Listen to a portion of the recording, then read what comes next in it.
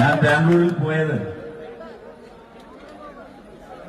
ഇപ്പൊ ഇവിടെ നമ്മളിങ്ങനെ ഈ യാത്രയിൽ നിൽക്കുമ്പോ അവിടെയുള്ള 200 വീടുകൾ ബുൾഡോസറുകൾ കയറിപ്പോയി. അതേടാ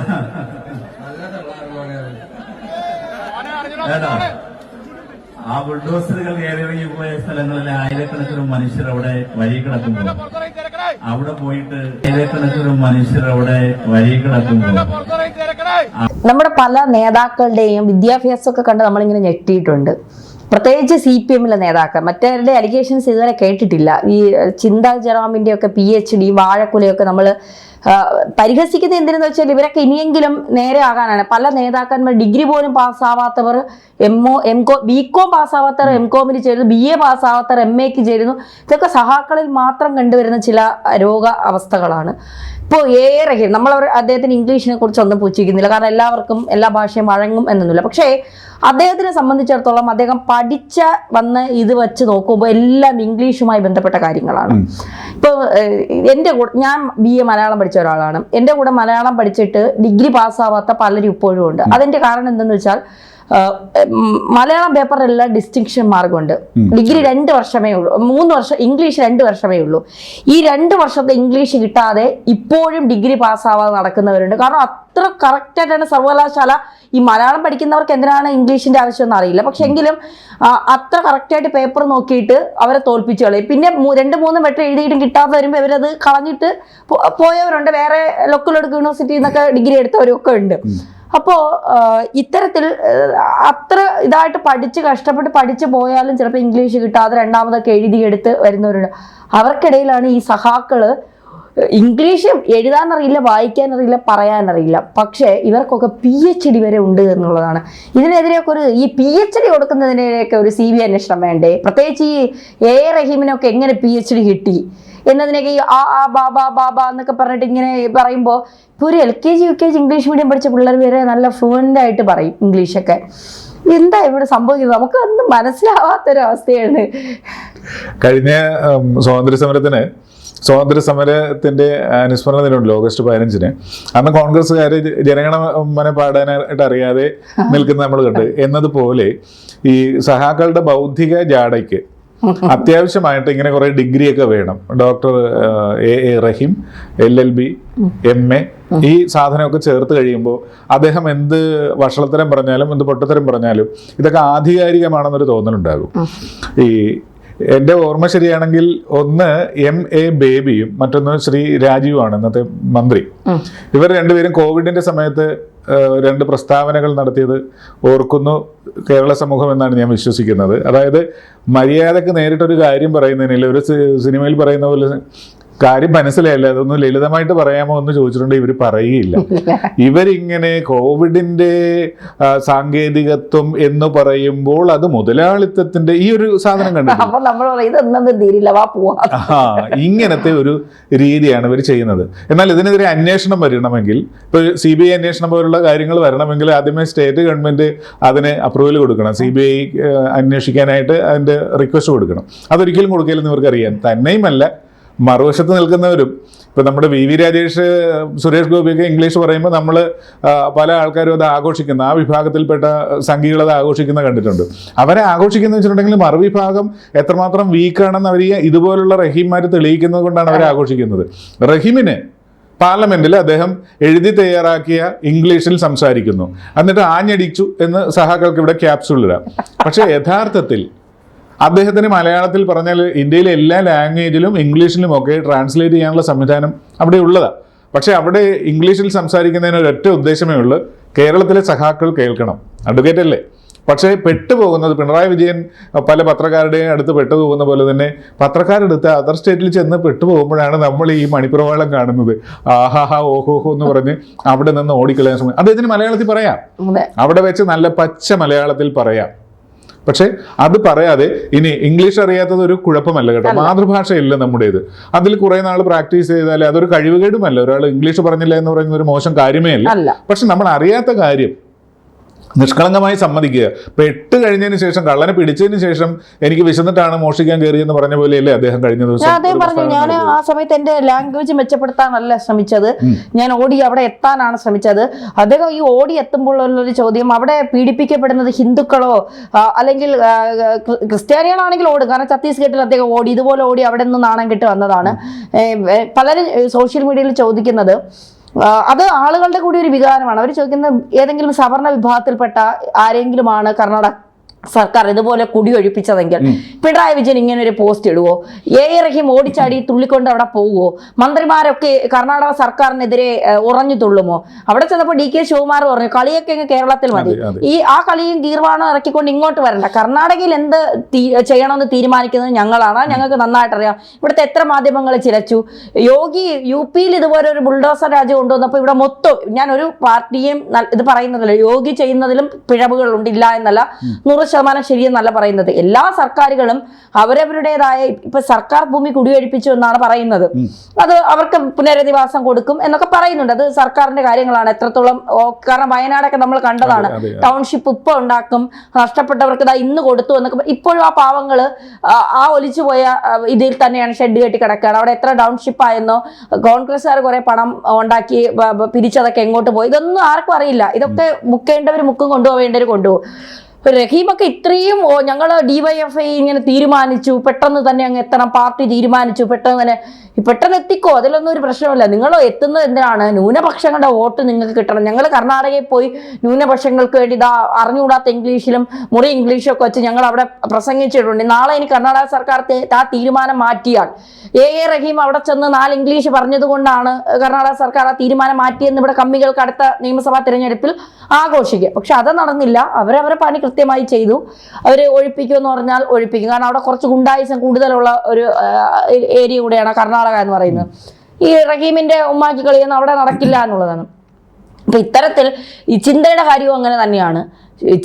എത്രയൊക്കെ പറഞ്ഞാലും ഇവരാരും, ഇപ്പൊ ആര്യ രാജേന്ദ്രൻ ശരിയാണ്, ഈ സുരേഷ് ഗോപി നന്നായി ഇംഗ്ലീഷ് പറയുന്നു. എനിക്ക് തോന്നുന്നു BV രാജേഷ് ഇംഗ്ലീഷ് അറിഞ്ഞുകൂടാത്ത ഒരുപാട് സംഖ്യകളും ഉണ്ടാകുമായിരിക്കും, BJP-ക്കാരും ഉണ്ടാകുമായിരിക്കും, ഒരുപാട് പേർ. ഇപ്പൊ എൻ്റെ അടുത്തൊക്കെ ഒരു ഇംഗ്ലീഷ്, സാറ് ട്രെയിനറായിട്ട് സാറ് ചിലപ്പോൾ പച്ചവെള്ളം പോലെ പറയുമായിരിക്കും. എൻ്റെ അടുത്ത് ഒരു 5 മിനിറ്റ് ഇംഗ്ലീഷ് സംസാരിക്കാൻ പറഞ്ഞാൽ എനിക്കൊരു മെയിൻ ചാനലിൽ എനിക്ക് ഇന്റർവ്യൂ കിട്ടാതെ പോയത് എനിക്ക് ഇംഗ്ലീഷ് അറിഞ്ഞൂടാത്തോണ്ടതാണ്.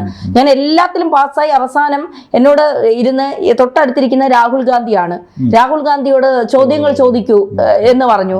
എല്ലാ ടെസ്റ്റിൽ കിട്ടി, ഇന്റർവ്യൂവിലും എല്ലാം കിട്ടി. ലാസ്റ്റത്തെ സംഭവത്തിൽ എന്നോട് ചോദിച്ചു, തൊട്ടടുത്തിരിക്കുന്ന രാഹുൽ ഗാന്ധിയാണ്, രാഹുൽ ഗാന്ധിയോട് പ്രധാനമന്ത്രിയാണ് നിങ്ങളുടെ മുന്നിൽ ഇരിക്കുന്ന രാഹുൽ ഗാന്ധി, ഈ രാഹുൽ ഗാന്ധി പ്രധാനമന്ത്രിയായ രാഹുൽ ഗാന്ധിയോട് നിങ്ങൾ ചോദ്യങ്ങൾ ചോദിക്കൂ.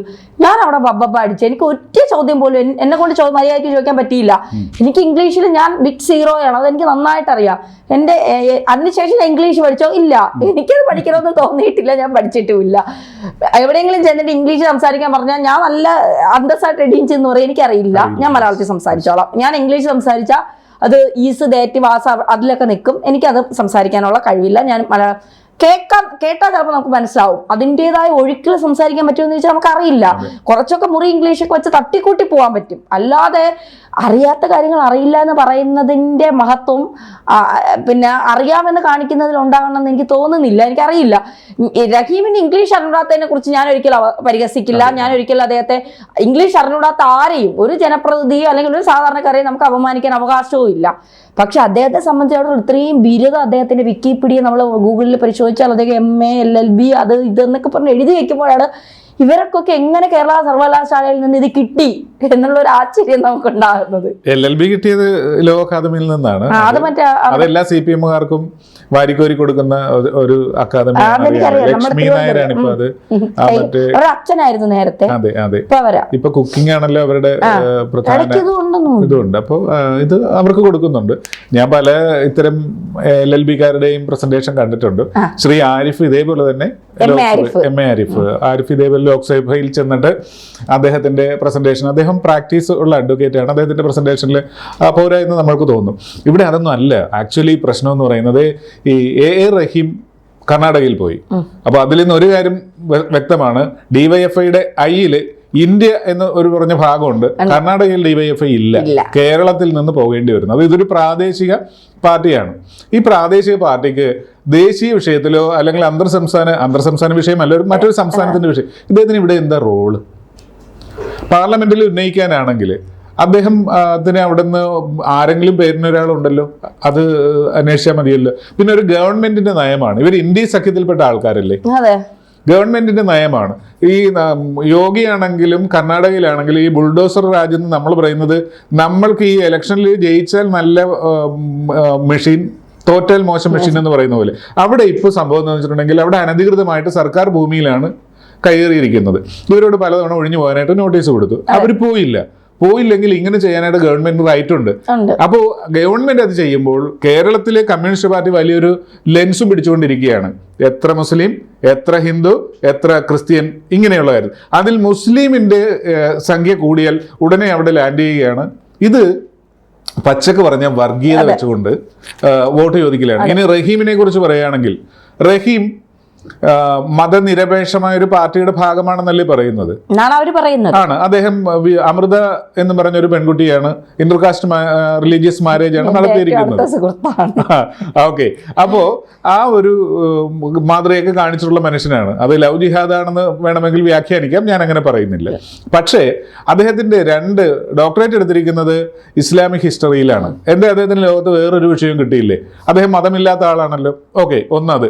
രണ്ടാമത്തത്, അദ്ദേഹം പിന്നെ LLB എടുത്തിരിക്കുന്നതിന് ഒരുപാട് ഇംഗ്ലീഷ് പേപ്പർ ഉള്ളതാണ്. അതിൽ അദ്ദേഹത്തിന്റെ ഇംഗ്ലീഷ് പരിജ്ഞാനം ഇല്ലാതെ എങ്ങനെ LLB കിട്ടി എന്നുള്ളത് നമ്മൾ നേരത്തെ പറയാനറിയില്ല.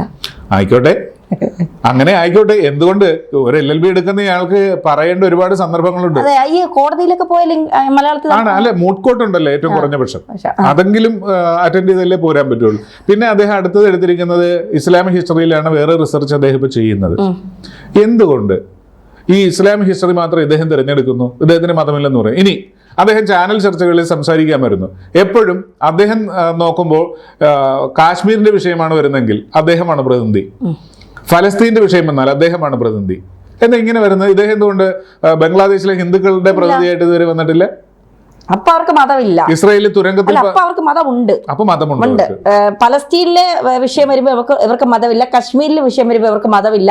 ഇനി പിന്നെ നമ്മുടെ പഹൽഗാമിൽ പിന്നെ അമുസ്ലിങ്ങളെ കൊന്നപ്പോൾ ഇവർക്ക് ആർക്കും മതമില്ല. പക്ഷേ ഇവർക്ക് ലോകത്തെ മുസ്ലിങ്ങളുടെ കാര്യത്തിൽ ഇവർക്ക് മതമുണ്ട്. അത് ഞമ്മന്റെ ആളുകൾ, പ്രത്യേകിച്ച് CPM ഉണ്ട്. കാരണം കാശ്മീരിലെ വിഷയത്തില് യെച്ചൂരിയാണെന്നാണ് എന്റെ ഓർമ്മ. അദ്ദേഹം തരിഗാമിയെ വീട്ടുതടങ്കലിലാക്കി എന്ന് പറഞ്ഞ് കാണാനായിട്ട് പോയി. തരിഗാമി കാണാൻ തയ്യാറായില്ല. എന്താ പ്രശ്നം എന്ന് വെച്ചിട്ടുണ്ടെങ്കിൽ കാശ്മീരിൽ ഒരു മുസ്ലിം ഇഷ്യൂ ആണെങ്കിൽ അത് എങ്ങനെ മാർക്കറ്റ് ചെയ്യാം ഇലക്ഷനിൽ? ഇത് വളരെ മോശമായ ഒരു പ്രവണതയാണ്. മതം നോക്കി വിഷയങ്ങളിൽ ഇടപെടുന്നത് ആദ്യം നിർത്തുക. ഭരണഘടന, ഒരു അഡ്വക്കേറ്റ് ആണെന്നത് പോട്ടെ, ഭരണഘടന അംഗീകരിക്കുന്നുണ്ടല്ലോ, MP അല്ലേ. അപ്പൊ ഒരു കർണാടക ഗവൺമെന്റ് അതിനുള്ള ഫ്രീഡം ഉണ്ടെന്ന് അദ്ദേഹം ചിന്തിക്കണ്ടേ? ആ രീതിയിലാണ് അത് കാണേണ്ടത്. അതിന് പകരം അവിടെ ചെന്നിട്ട് ഞാൻ ഇടപെട്ടു. എന്താ ഇദ്ദേഹത്തിന്റെ റോൾ? എന്താ അവിടെ? എനിക്ക് ഇപ്പോഴും മനസ്സിലാകാത്ത കാര്യമാണ്. ധൈര്യമാനത്തിന് എന്ത് തോന്നുന്നു? എന്താ ഇദ്ദേഹത്തിന്റെ റോള്? തീർച്ചയായിട്ടും ഞാൻ സാറ് പറഞ്ഞപ്പോഴാണ് ഞാൻ അതിനെക്കുറിച്ച് ചിന്തിക്കുന്നത്. ഇത് എന്തിനാ ഈ വലിഞ്ഞു കിട്ടിക്കൊണ്ട് കർണാടകയിലോട്ട് പോയത്? ചുമ്മാ ഈ ട്രോളും ഇത്. ഇന്നലെ തന്നെ ഇദ്ദേഹം വേടന്റെ ഒരു പരിപാടിയിൽ പങ്കെടുത്തപ്പോൾ ഇദ്ദേഹം കർണാടകയിൽ ഞാൻ പോയി, ബുൾഡോസർ ഇങ്ങനെ എന്ന് പറഞ്ഞപ്പോൾ അവിടുത്തെ ആളുകൾ മുഴുവൻ പറയും തള്ളു നിർത്തിയിട്ട് പോടേന്ന്. അവിടെ നിന്ന് ഒരു MP-യോടാണെന്ന് ഓർക്കണം. അത്രമാത്രം വേടനെന്ന് ഇവർ ഈ വേടനെ കൂടെ നിർത്തുന്നു. അതെ, അതുകൊണ്ടാണ് ഇവരെ നിർത്തുന്നത്. പ്രത്യേകിച്ച് ഹിന്ദു വിരുദ്ധൻ മാത്രമല്ല, ഇവര് സംഘപരിവാറിനെയും ഇദ്ദേഹം എതിർക്കുന്നുണ്ട്. അപ്പൊ ഈ രണ്ടും കൂടെ ഇവർക്ക് പറ്റും. അതുകൊണ്ടാണ് വേടൻ. അപ്പൊ വേടൻ പിന്നെ ഒരു രണ്ട് സ്ത്രീകളെ ഉപദ്രവിച്ച ആൾ, അതൊന്നും ഇവരുടെ ഒരു വിഷയമല്ല. ഇവരെ സംബന്ധിച്ച് വേടൻ ഹിന്ദു വിരുദ്ധനാണ് എന്നുള്ളതാണ് ഇവരുടെ ഒരു ഇതെന്ന് പറയുന്നത്. പക്ഷെ ആളുകൾ ഇന്നലെ നന്നായിട്ട് ആട്ടിവിട്ടു. എന്താണ് ഈ അത് വളരെ മോശമായിട്ട് ഇപ്പൊ ഭരണത്തിലിരിക്കുന്ന ഒരു പാർട്ടിയുടെ MP-യോടാണ് പറയുന്നത് തള്ളല്ലേ, അതെ ഇറങ്ങി പോടേന്നൊക്കെയാണ് പറയുന്നത്. അപ്പൊ ഒന്ന് ആലോചിച്ച് നോക്കണം ഇവരുടെയൊക്കെ ഒരു ക്വാളിറ്റി എന്താണെന്നുള്ളത്. ഇനിയെങ്കിലും ഈ കമ്മ്യൂണിസ്റ്റുകാർ മനസ്സിലാക്കുന്നത് സത്യത്തിൽ നിങ്ങളെയൊക്കെ കേരളത്തിലെ ജനങ്ങൾ 100% മനസ്സിലാക്കി കഴിഞ്ഞു. അപ്പൊ എല്ലാ പാർട്ടിയിലും അഴിമതികളുണ്ട്, കെടുകാര്യസ്ഥതയുണ്ട്, സ്വജനപക്ഷം എല്ലാം ഉണ്ട്, അതൊക്കെ സമ്മതിക്കുന്നു. പക്ഷെ നിങ്ങളുടെ കാര്യത്തിൽ ആളുകൾ എല്ലാം മനസ്സിലാക്കി കഴിഞ്ഞു. ഈ 10 വർഷം കൊണ്ട് കമ്മ്യൂണിസം എന്താണെന്ന് കമ്മ്യൂണിസത്തിൽ കമ്മ്യൂണലിസമാണ് കമ്മ്യൂണലിസമാണുള്ളത്. അപ്പൊ അത് ജനങ്ങൾ മനസ്സിലാക്കി കഴിഞ്ഞു. അപ്പൊ തീർച്ചയായിട്ടും ഈ കേരളത്തിൽ നിങ്ങൾ ശത്രുക്കൾ, കേരളത്തിന് പുറത്ത് നിങ്ങൾ ഒന്നാണെന്ന് പറയുന്നു. പക്ഷെ കേരളത്തിന് പുറത്തും നിങ്ങൾ ആരും ഒന്നല്ല എന്നുള്ളത് പറഞ്ഞു ഇപ്പൊ കറക്റ്റ് ആയിട്ട് മനസ്സിലാക്കി തന്നു. അതിലൊരു നന്ദിയുണ്ട് റഹീമിനോട്. കാരണം കേരളത്തിന് പുറത്ത് നിങ്ങൾ ഒന്നല്ല എന്ന് നിങ്ങളെ പറയണ്ട, ഇനി ജനങ്ങൾക്കത് മനസ്സിലായി എന്നുള്ളതാണ് യാഥാർത്ഥ്യം. എന്തായാലും ഇനി കാണാം, ഇനിയും പുതിയ പുതിയ അടവുകളുമായി റഹീം ഗോദയിലേക്ക് ഇറങ്ങട്ടെ. അതെ.